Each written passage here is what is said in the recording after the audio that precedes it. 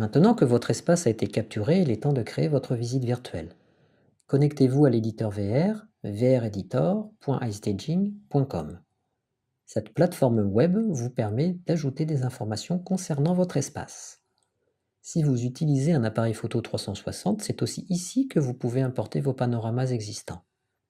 Vos visites virtuelles sont automatiquement synchronisées entre l'appli VR Maker et l'éditeur VR.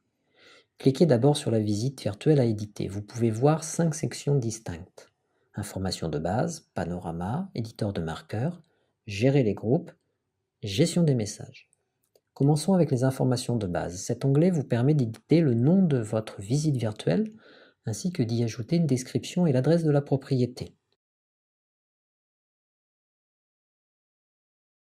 Vous pouvez également ajouter une musique d'arrière-plan en choisissant l'un des morceaux présélectionnés.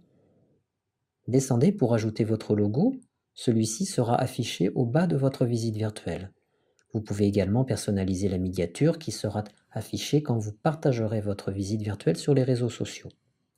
Vous pouvez choisir entre différentes largeurs. Par exemple, ici c'est 50 par défaut, mais vous pouvez l'élargir pour couvrir le trépied correctement. Vous pouvez choisir de cacher ou afficher Powered by iStaging, ainsi que vos informations de contact. Enfin, vous pouvez choisir un thème de couleurs différentes. Nous aimons beaucoup le rose, notre couleur, mais peut-être que ce n'est pas le cas de tout le monde. Aussi, nous vous donnons le choix ici. Et n'oubliez pas de cliquer sur le bouton sauvegarde sous la fenêtre avant d'aller à la section suivante.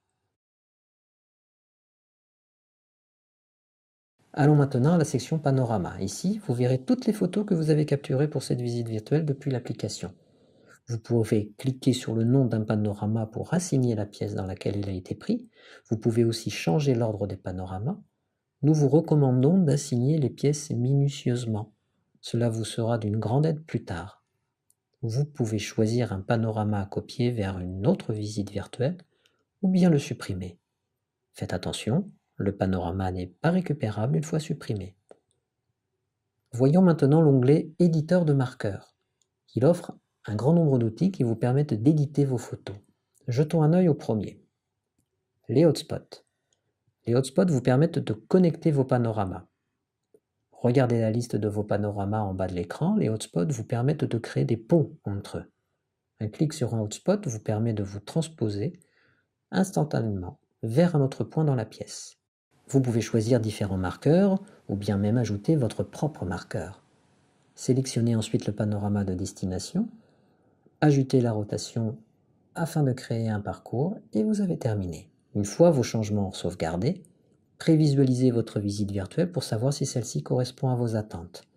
Maintenant, dès que vous cliquez sur un hotspot, vous avez l'impression de marcher dans la pièce. Répétez ce processus jusqu'à avoir ajouté tous vos points de vue et créé tous les ponts nécessaires.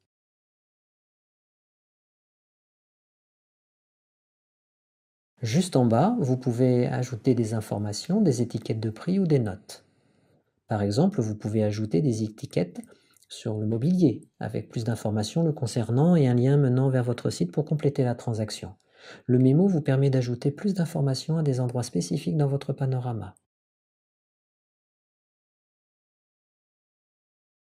Vous pouvez même incruster des vidéos. Autre chose, pour être certain que le destinataire de la visite virtuelle regarde exactement ce sur quoi vous souhaitez qu'il se concentre, vous pouvez ajuster la vue de base au changement du panorama. Enfin, pour compléter votre visite virtuelle, rien de mieux que d'ajouter un plan au sol.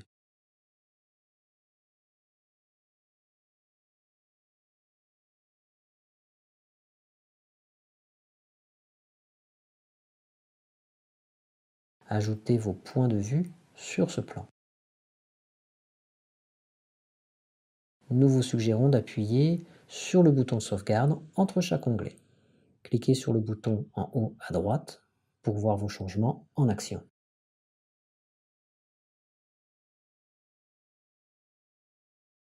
Une fois l'édition terminée, prévisualisez votre visite, partagez le lien avec vos clients ou ajoutez-les sur les réseaux sociaux en cliquant sur des icônes de partage.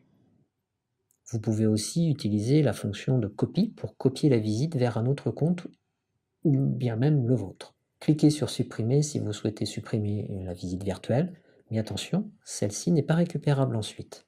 Si vous souhaitez en savoir plus sur une solution en particulier, cliquez sur le point d'interrogation en haut de la fenêtre et visitez notre centre d'aide.